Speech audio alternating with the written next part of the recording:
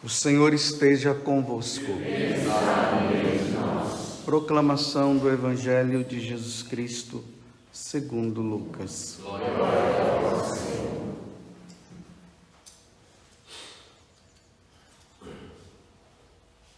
Naquele tempo, Jesus disse aos discípulos: um homem rico tinha um administrador que foi acusado de esbanjar os seus bens.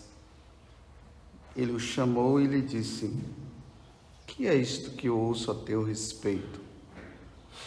Presta contas da tua administração, pois já não podes mais administrar meus bens. O administrador então começou a refletir: o Senhor vai me tirar a administração. O que vou fazer? Para cavar, não tenho forças. De mendigar, tenho vergonha. Já sei o que fazer. Para que alguém me receba em sua casa, quando eu for afastado da administração. Então ele chamou cada um dos que estavam devendo ao seu patrão e perguntou ao primeiro: quanto deves ao meu patrão? Ele respondeu: 100 barris de óleo. O administrador disse: pega a tua conta, senta-te depressa e escreve 50. Depois ele perguntou ao outro: e tu, quanto deves? Ele respondeu: 100 medidas de trigo. O administrador disse: pega a tua conta e escreve 80. E o Senhor elogiou o administrador desonesto, porque ele agiu com esperteza. Com efeito, os filhos deste mundo são mais espertos em seus negócios do que os filhos da luz. Palavra da salvação. Glória a vós, Senhor.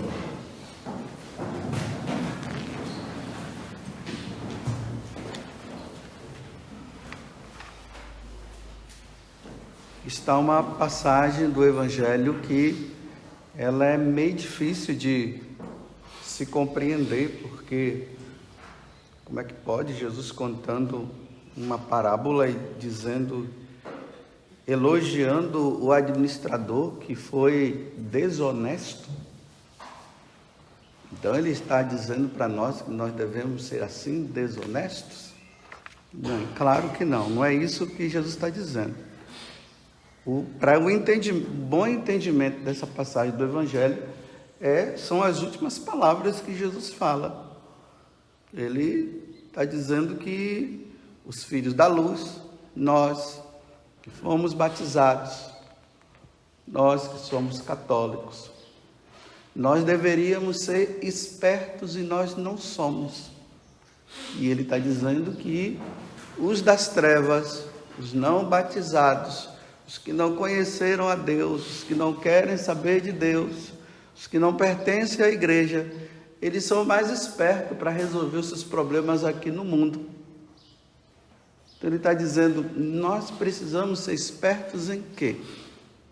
Em negociar a nossa salvação.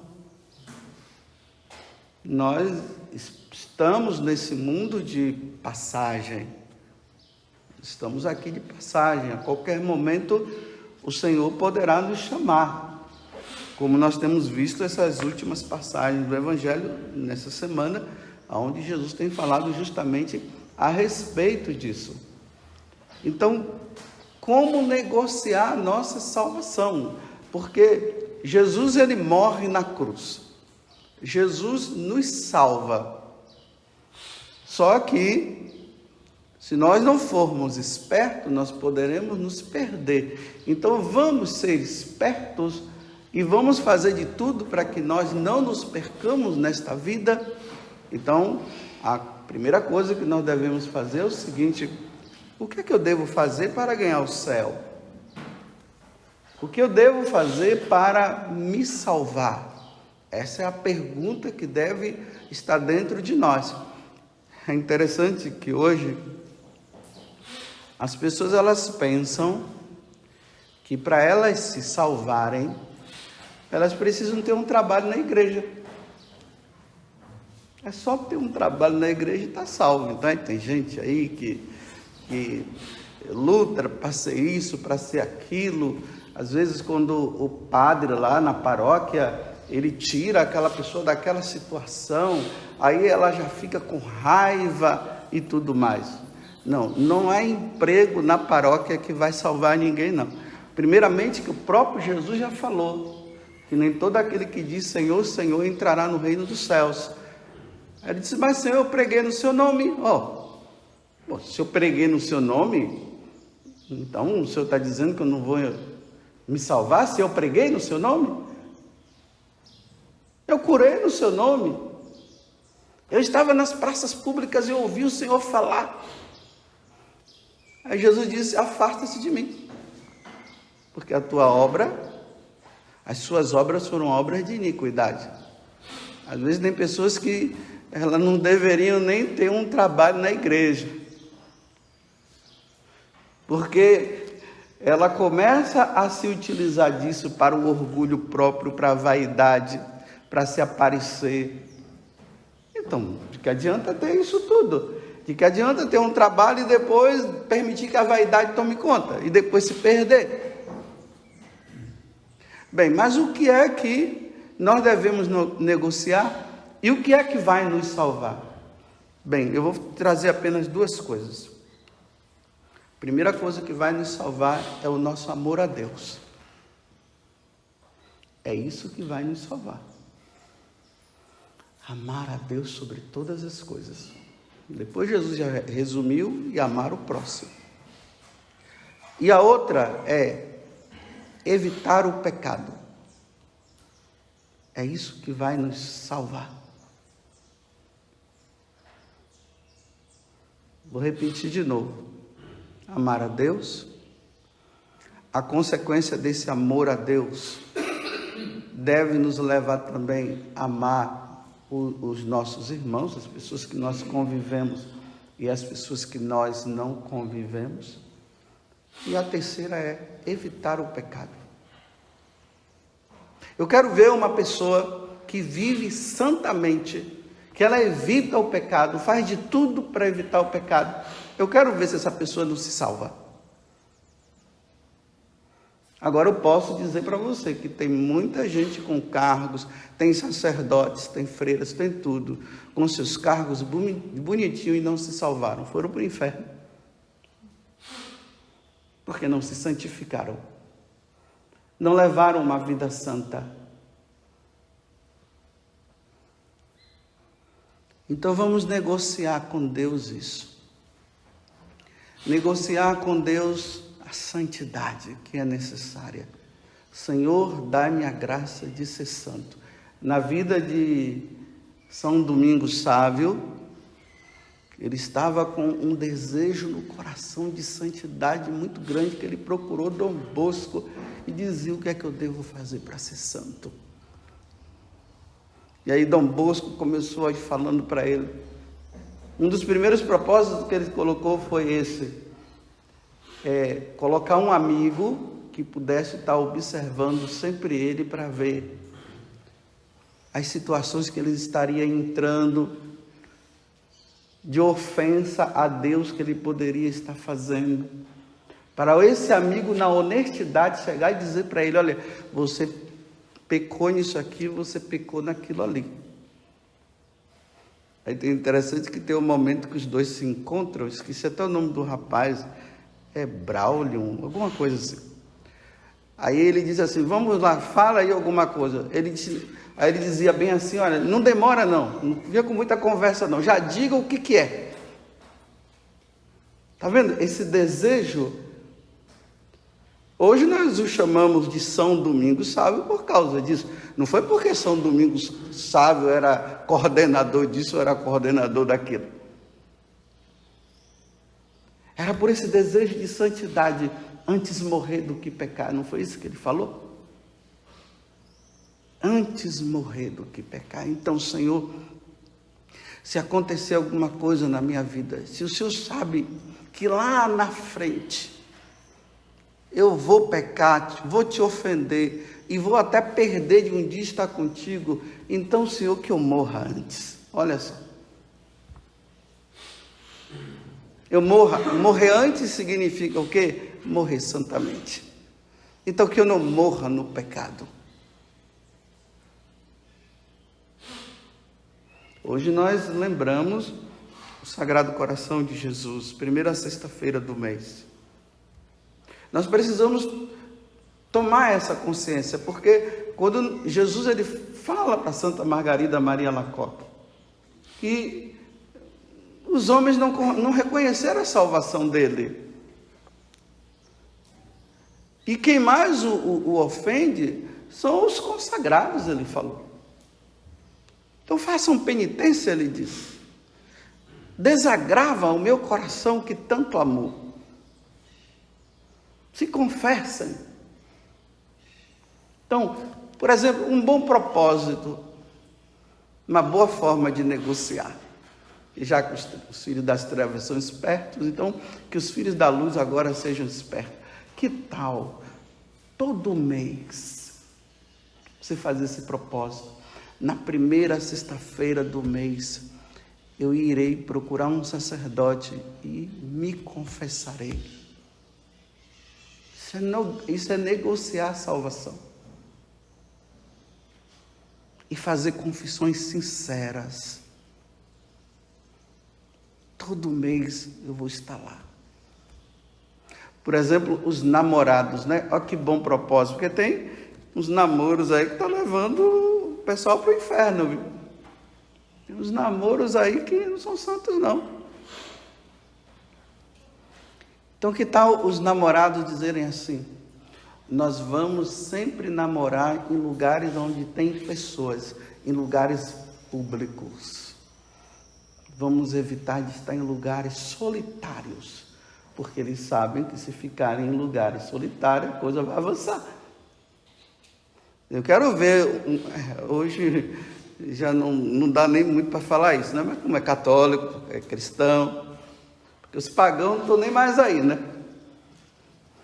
Mas para nós, que temos aquela sensibilidade, aquela vergonha, aquela situação de saber que isso não é conveniente.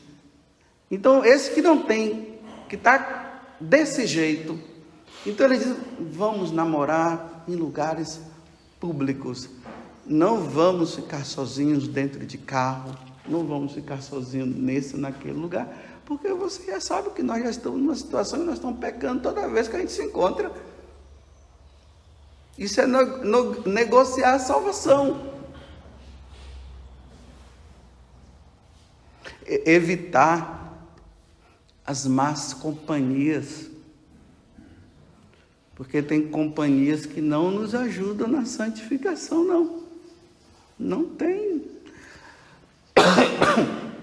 E não adianta ficar ali dizendo: não, eu vou conseguir. Não, você já viu, esse amigo seu leva você a pecar. Você já fez de tudo e você já percebe que você não consegue. Então evita as más companhias. Não é que você vai ficar de mal com aquela pessoa, você não está de mal com ela, você só está evitando, porque ela tem mais força de te levar ao pecado do que você trazer ela para a graça. E você já percebeu isso, já constatou. Então evita. Por exemplo, você que pertence a esses grupos de WhatsApp. Aí lá no grupo de WhatsApp, tem sempre aqueles que ficam mandando coisas, fotos indecentes, vídeos indecentes, piadas indecentes, que não convém a um cristão. Você já falou até em particular para aquela pessoa: olha, não manda isso para mim não manda para o grupo, isso faz mal para nós. E o cara continua mandando. Então o que é que você faz?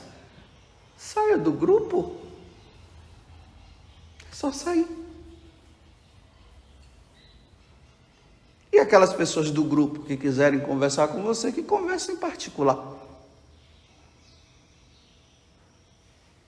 Porque você sabe que esse grupo ao qual você pertence não está levando você à santificação, ele está levando você a pecar, a ofender a Deus. A santificação que consiste nisso que eu acabei de dizer, amar a Deus e evitar o pecado. O que é evitar o pecado? Evitar de ficar ofendendo a Deus.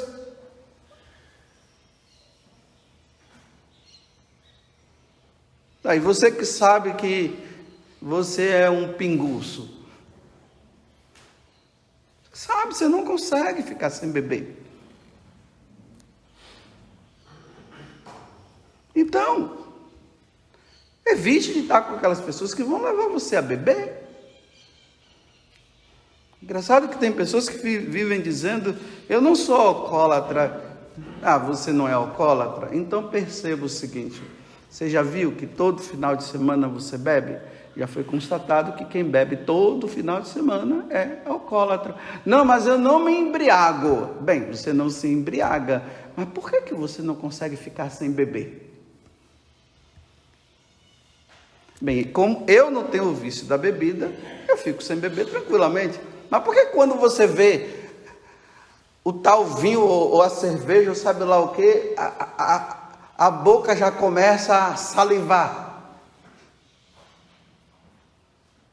E se você está ali com as pessoas, você não consegue fazer o propósito de não tomar. Aí a pessoa diz, beba. Você diz, não, eu não vou beber não. Beba. Aí de repente você já está lá na primeira, na segunda, na terceira.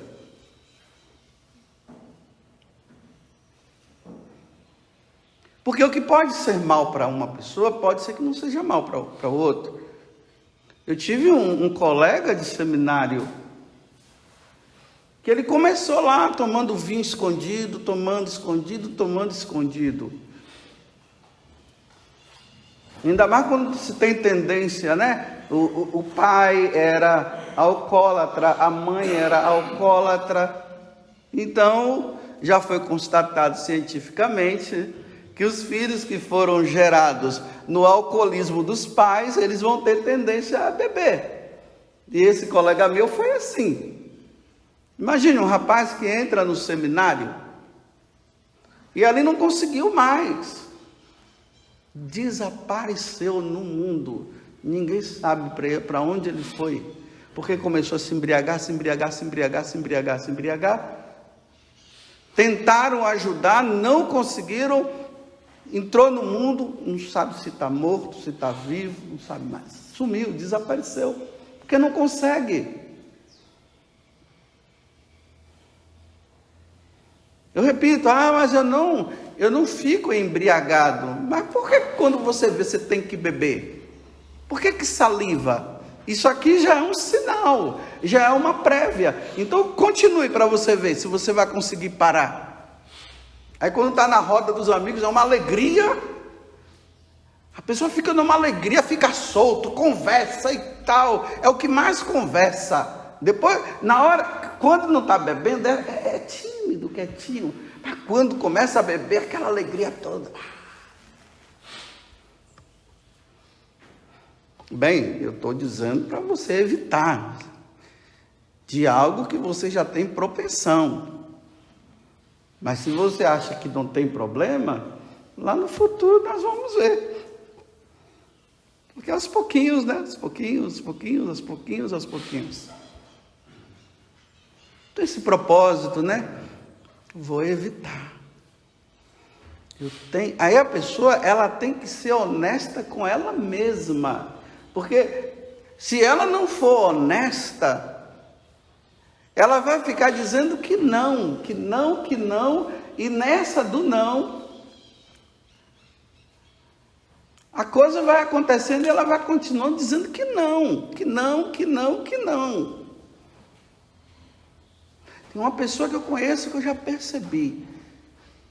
Pai, não aguenta ver vinho não, olha, mas eu vou ter uma conversa com ela, vou dizer assim, olha, perceba, dá uma olhada, eu acho que você ainda não percebeu, não, você já viu? Quando você toma o primeiro gole, não consegue, já vai o segundo, já vai o terceiro, já vai o quarto. Vou fazer a minha parte. É só uma recomendação. recomendação.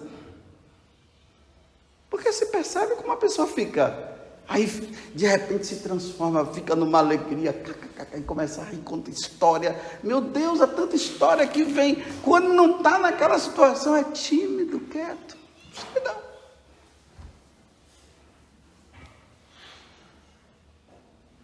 Nós temos que ser honestos.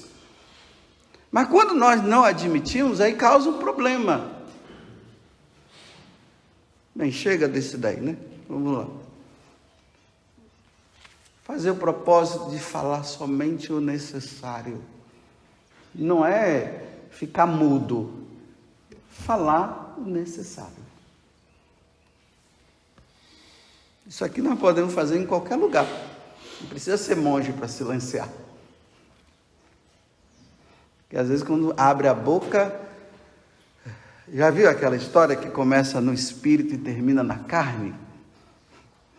Começa falando das coisas assim de Deus, nossa, vai lá em cima, de repente já está todo mundo, já tudo em êxtase, de repente aí começa, aí um solta o negócio, aí pronto, aí ele começa, a fofocagem, começa a falar mal desse, começa a falar mal daquele, vai, e aí a coisa se transforma.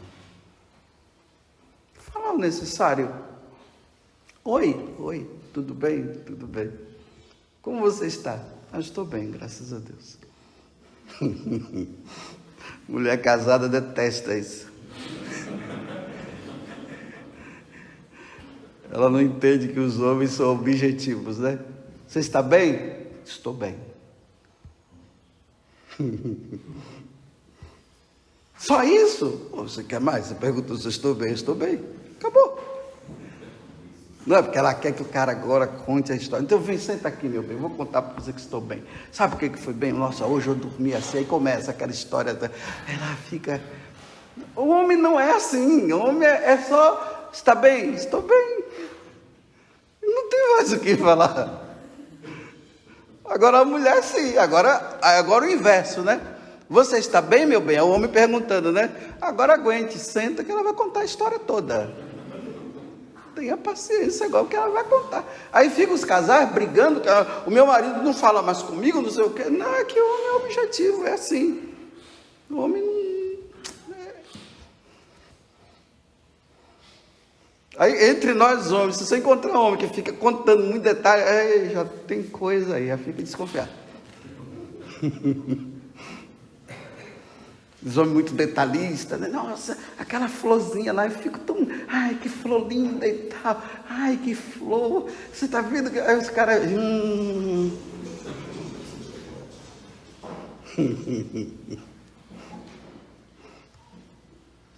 Mas tá bom, foi só um pouquinho para brincar, para vocês entenderem. Falar o necessário é importante. É bom para a saúde mental. É bom para se aproximar mais de Deus. Então tá bom, os filhos da luz são os filhos das trevas são espertos, então vamos ser mais espertos do que eles. Os santos foram. Por isso que eles estão lá agora. Porque souberam administrar bem, foram espertos.